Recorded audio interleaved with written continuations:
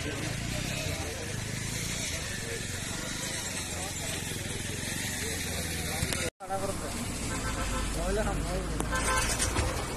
তো খরচ হয়ে গেল আর এবার আনি যাই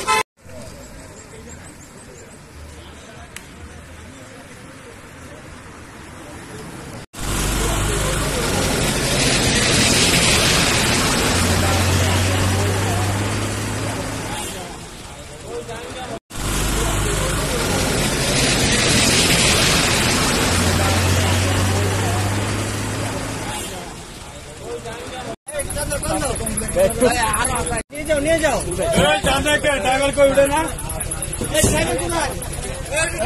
দেখি ভাই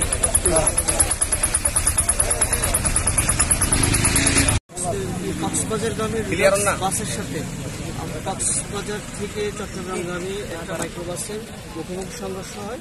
এই সংঘর্ষে 7 জন এখনো পর্যন্ত নিহত হওয়ার সংবাদ আমাদের কাছে আছে, আর আহত আছে 3 জন। ওদেরকে হসপিটালাইজ করা হয়েছে, গুরুতর অবস্থায় আছে। পরবর্তীতে পরিস্থিতি বিবেচনা করে আমরা আহত 3 জনের কথা শোনা যাচ্ছে এখনো পর্যন্ত, আর মারা গেছেন 7 জন। এইটা আপনারা কেন বারবার এ ধরনের দুর্ঘটনা হচ্ছে বলে আপনারা মনে করেন প্রশাসনের?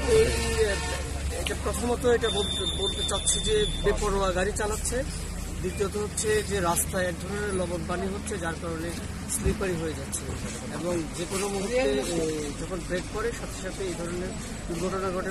পাশাপাশি